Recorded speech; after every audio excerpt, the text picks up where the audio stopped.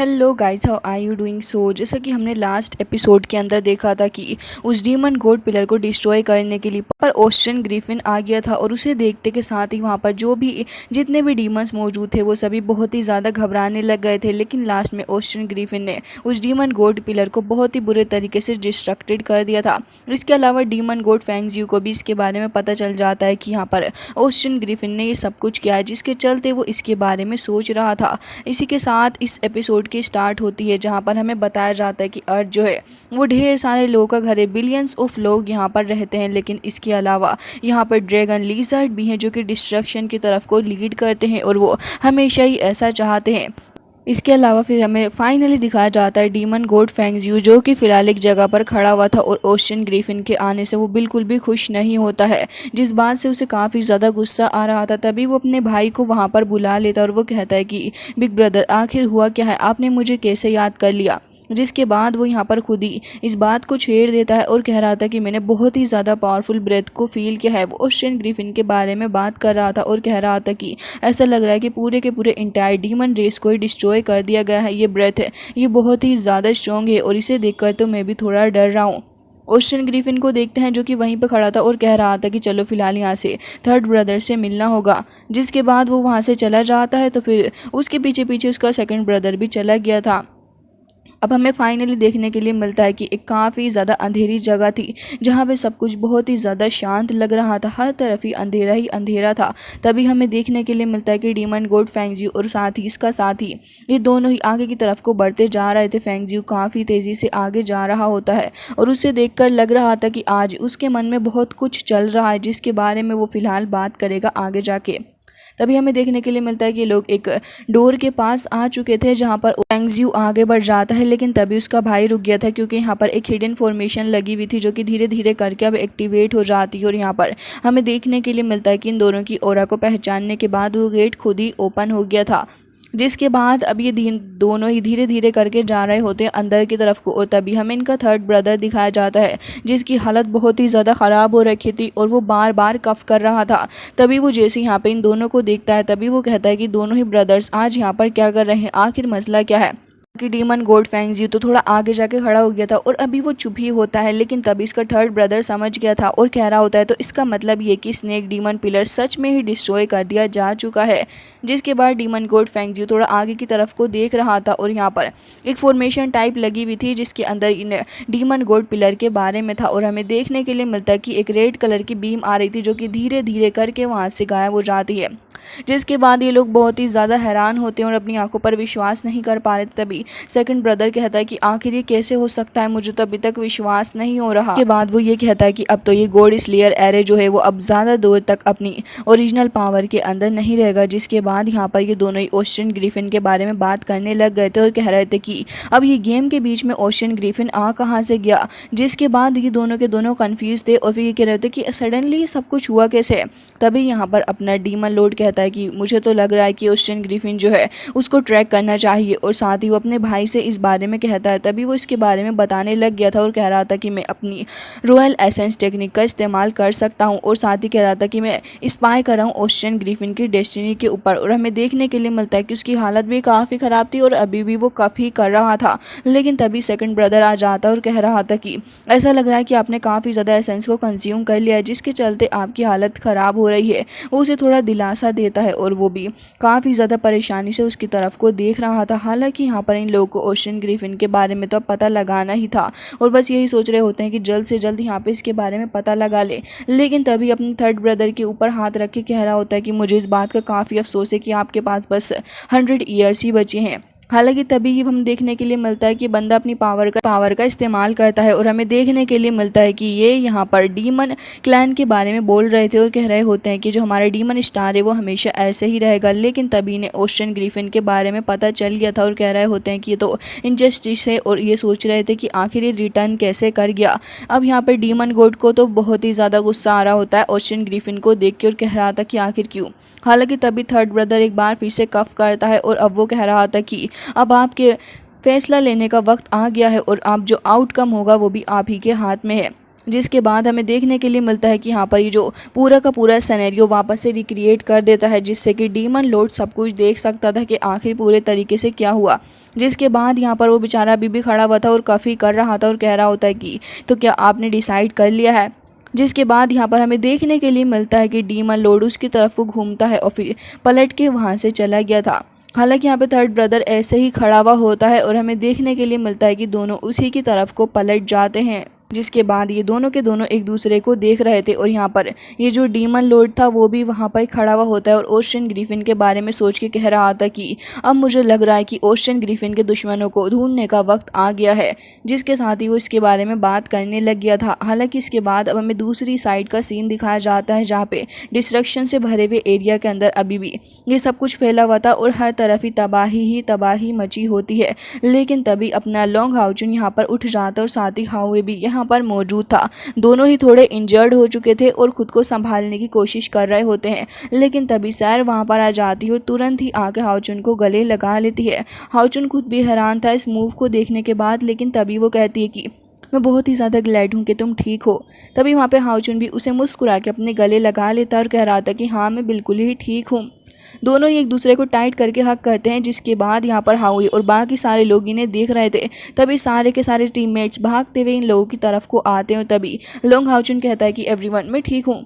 जिसके बाद यहाँ पर हमें देखने के लिए मिलता है कि लिनसिन तो उसके काफ़ी ज़्यादा क्लोज आ गया था और कह रहा होता है कि रुको एक बार मुझे देखने दो। कमांडर तुम इतनी ज़्यादा डेस्परेट सिचुएशन के अंदर आ गए थे कि हमें तो लग रहा था कि न जाने अब क्या होगा, लेकिन अल्टीमेटली तुमने डीमन गोल्ड पिलर को आखिर किस तरीके से मैनेज कर लिया और तुम उसे डिस्ट्रॉय करने में भी कामयाब हो पाए। आखिर तुम्हें याद है कि तुमने वो सब कुछ कैसे किया। के बाद हमें देखने के लिए मिलता है कि लॉन्ग हाउचुन इन सारी चीज़ों के बारे में ही सोचने लग गया था और पास्ट की सारी बातें उसे याद आ जाती हैं। लेकिन तभी वो कहता है कि सच बताऊं तो मुझे उसके बारे में याद ही नहीं। और ये भी कह रहा था कि मैंने किसी ऐसी फोर्स को फील किया जिससे मैं काफ़ी ज़्यादा फेमिलियर हूँ, लेकिन कुछ याद नहीं आ रहा।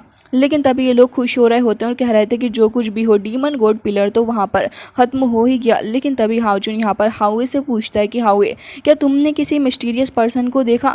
लेकिन काफ़ी सोचने के बाद हाउए भी इस चीज़ से इनकार कर देता है। और तभी यहाँ पर हाउचुन कहता है तो असल में डीमन गॉड पिलर डिस्ट्रॉय हो ही गया है। तभी हाउए यहाँ पर हाँ में इशारा कर देता है और हाउचुन काफ़ी ज़्यादा हैरान हो गया था और कह रहा होता है कि तो बहुत ही ज़्यादा वियर्ड है। हालांकि तभी चेरी चैन कह रही थी कि लीडर हमने आपको देखा, आप हाउए के ऊपर सवार के जा रहे थे, काफी तेजी के साथ आप लीड कर रहे थे और फिर आपने आगे बढ़ते हुए उस डीमन गॉड पिलर को खत्म कर डाला और वो पूरे तरीके से डिस्ट्रॉय हो गया। तभी लिनसिन भी आगे बता रहा था और कह रहा होता है कि हाँ तुमने बहुत ही ज्यादा शानदार तरीके से ये किया, हमें तो खुद भी बिलीव नहीं हो रहा था आप पूरे ही पिलर के अंदर से निकल गए, ये वाकई में शानदार था। जिसके बाद शिलिन भी कहती है कि हाँ हम ह्यूमंस ने ही कर दिखाया, उस डीमन गॉड पिलर को डिस्ट्रॉय करने में कामयाब हो गए हैं, ये वाकई में बहुत ही ज़्यादा अच्छा है। जिसके बाद वहाँ पर सीमा सियान भी कहता है कि कमांडर आप तो वाकई में एक ह्यूमन हीरो हैं। तभी हमें देखने के लिए मिलता है कि डाली और बाकी सारे लोग भी वहाँ आ गए थे और वो कह रहे होते हैं कि बहुत ही बढ़िया, वेल डन, बहुत ही अच्छा काम किया है हम सारे ही लोगों ने मिलके। जिसके बाद ये सीन कट हो जाता है और अब हमें डायरेक्टली सैन रेन ट्राइब का सीन दिखाया जाता है, जहाँ पर हमें देखने के लिए मिलता है कि सैन रेन ट्राइब के सारे ही लोग आज एक बार फिर से गैदर हो चुके थे और लोग बहुत ही ज़्यादा खुश नज़र आ रहे थे। तभी हमें देखने के लिए मिलता है कि वो सेंट एक बार फिर से वहाँ अपीयर हुई थी और वो एक क्राउन को लेके अपीयर हुई भी होती है। जिसके बाद हमें देखने के लिए मिलता है कि वो क्राउन को ऊंचा उठा लेती है और फिर वो यहाँ पे और डाली को काफ़ी सम्मान के साथ वहाँ पर बुला रही थी। तभी हमें देखने के लिए मिलता है कि दोनों इस जगह पर आ जाते हैं और बहुत ही ज़्यादा खुश वो नज़र आ रहे थे। आज दोनों ही भाई बहन बहुत ही ज़्यादा प्राउड फील कर रहे होते हैं क्योंकि उन्होंने वाकई अपने ट्राइब को बचाने के लिए अपनी जान तक जोखिम में डाल दी और एक बहुत ही बड़ा कदम इन लोगों ने उठाया था। जैसे जैसे वो लोग आगे आते जा रहे थे सैन रेन ट्राइब के सारे ही लोग उन्हें रिस्पेक्ट पे कर रहे थे। दोनों काफ़ी खुशी से आगे बढ़ जाते हैं और यहाँ पर सारे ही लोग धीरे धीरे करके उन्हें ग्रीट भी करते जा रहे होते हैं। जिसके बाद हमें देखने के लिए मिलता है कि दोनों ही उस जगह पर आके खड़े हो गए थे जहाँ पर सेंट मौजूद थी और अब सेंट कहती है कि अब मैं क्राउन पहनाने वाली हूँ हमारे ब्रेव करेजियस प्रिंस को। जिसके बाद हमें देखने के लिए मिलता है कि वो काफ़ी ज़्यादा शान और शौकत के साथ कह रही थी कि अब से आप हमारे 127वें किंग होंगे जो कि सैन रेन फैमिली से हैं। जिसके बाद हमें देखने के लिए मिलता है कि उस क्राउन को लेके वो आगे आती है और कह रही थी कि अब से ये आपका हुआ। जिसके बाद वो डाली को पहना देती है और हमें देखने के लिए मिलता है कि यहाँ पर महाराज का वो स्पीयर भी था जो अक्सर ही अपने हाथ में लिया करते थे, वो दे दिया जाता है यहाँ पर क्वीन को। मतलब कि एक तरीके से दोनों को ही बराबर अधिकार दिया गया है, जिसके बाद सारे ही लोग इन दोनों को पूरे तरीके से सम्मान दे रहे थे और सभी बहुत ही ज़्यादा खुश होते हैं इस डिसीज़न के साथ। तभी यहाँ पर हमें देखने के लिए मिलता है कि प्रिंसेस कह रही थी कि अब ने उस स्पीयर को लेके बहुत ही ज़्यादा खुश हो रही थी। सारे ही लोग यहाँ पर उन्हें देख रहे थे और प्रिंस भी कहता है कि आप हमारे साथ अपनी पूरी लॉयल्टी रखिएगा। सारे ही लोग इस चीज़ से एग्री करते हैं और तभी हमें देखने के लिए मिलता है कि प्रिंसेस खुद आ चुकी थी अपने लोंग हाओचुन के पास में और उसके पास आके अपना सर झुकाकर वहीं बैठ जाती है। लोंग हाओचुन उसे उठा रहा था और कह रहा होता है कि तुम्हें ऐसा कुछ करने की ज़रूरत नहीं, लेकिन तभी कहती है कि सैंडन ट्राइब के किंग होने के नाते ये हमारी रिस्पॉन्सिबिलिटी है। आपने हमारे लिए बहुत ज़्यादा कुछ किया है और जब हम खतरे में थे तभी आपने हमें बचाया। सारे ही लोग उसकी इस बात से एग्री कर रहे थे और तभी वो कहती है कि आज हम अपने पूरे दिल से आपका शुक्रिया अदा करना चाहेंगे। जिसके बाद हमें देखने के लिए मिलता है कि वो अपने हाथ के अंदर एक सोर्ड को समन कर लेती है और फिर कह रही थी कि ये हमारी सैंडन फैमिली की एक बहुत ही ज़्यादा पावरफुल सोर्ड है, जिसे हज़ारों साल पहले ह्यूमन से अलग करके रखा गया था। लेकिन आज आपकी इस ईमानदारी को देखते हुए मुझे लगता है कि वक्त आ गया है कि अब ये आपको वापस दे दिया जाए। हमें देखने के लिए मिलता है कि वो ये भी कह रही थी कि अगर किसी भी तरीके से अगर आप परेशान होंगे तो हमारी सैंडन ट्राइब आग से पानी से हर तरीके से जूझ के आपके लिए आगे आएगी और हम लोग आपके लिए सदैव बनने के लिए भी तैयार रहेंगे। जिसके बाद वो काफ़ी रिस्पेक्ट के साथ में लोंग हाओचुन को वही सोर्ड दे देती है। हाओचुन भी उसे ले लेता है और उसे लेने के बाद वो बहुत ही ज़्यादा खुश भी नज़र आ रहा था और ये भी कहता है कि अगर फ्यूचर के अंदर सैंडन फैमिली के ऊपर कोई खतरा मंडरा है तो फिर मैं ज़रूर से ही वहाँ पर आऊँगा। उसके टीममेट्स भी इस चीज़ के लिए एग्री करते हैं और यहाँ पर क्वीन शुक्रिया अदा करती है हाओचुन का। हाओचुन भी इस सम्मान को लेने के बाद बहुत ही ज़्यादा अच्छा फील कर रहा था और हमें देखने के लिए मिलता है कि यहाँ पे सारे ही लोग अब अपनी अपनी पावर का कुछ अंश हाओचुन की तरफ को दे रहे थे। वो सारा का सारा जो पावर थी वो उस सोर्ड के अंदर जा रही थी और धीरे धीरे करके वो और भी ज़्यादा लाइटन अप होने लग गई थी। सारे ही लोग इस प्रोसेस को देख रहे थे और हाओचुन कह रहा था कि वाकई गिफ्ट बहुत ही ज़्यादा बड़ा है मेरे लिए। जिसके बाद वो उसको रख लेता है और हमें देखने के लिए मिलता है कि यहाँ पर ये जो इन लोगों का यानी कि एम्परर का सिंहासन था, वहाँ पे काफ़ी सारी लाइट आ रही थी और हाओचुन के हाथ में जो रिंग थी अब वो भी धीरे धीरे करके वहाँ से गायब हो जाती है। लेकिन तभी हाओचुन हवा के अंदर खड़ा हो गया था और हमें देखने के लिए मिलता है कि यहाँ पर हाओचुन जो था वो सारी की सारी पावर को गैदर कर रहा होता है। तभी सारे ही लोग कहने लग गए थे कि आखिर डेस्टिनी सन को क्या हो गया है।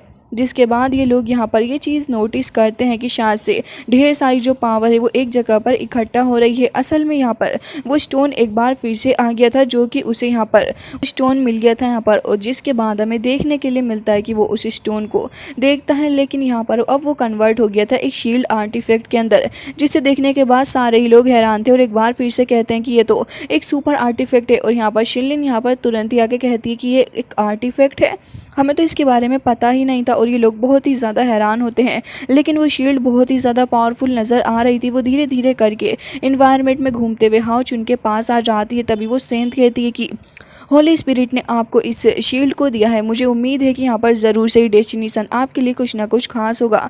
जिसके बाद ये सारे ही लोग एक बार फिर से उसे कॉन्ग्रेचुलेट करने लग गए थे। लेकिन तभी हाओचुन जैसे शील्ड को देखता है तभी वो नोटिस करता है कि यहाँ पर वो एक बार फिर से होली स्पिरिट के पास आ गया है। होली स्पिरिट को देखने के बाद हाओचुन के मन में एक बार फिर से काफ़ी सारे सवाल आ रहे थे। जिसके बाद हमें देखने के लिए मिलता है कि हाओचुन तुरंत ही उसके पास जाता है और कह रहा था कि आपको क्या हो गया है। तभी वो कहते हैं कि अब मैं ज़्यादा वक्त तक यहाँ नहीं हूँ। साथ ही कहते हैं कि डेस्टिनी सन अब मुझे यहाँ से जाना होगा, क्योंकि मैं गॉड के एक क्रिएशन के द्वारा बनाया गया था और मेरे अंदर उसका कुछ अंश भी मौजूद है। इसके अलावा वो ये भी कहते हैं कि अर्थ की गाइडेंस के लिए मैं यहाँ आया, लेकिन अब मेरा वक्त पूरा हो गया है।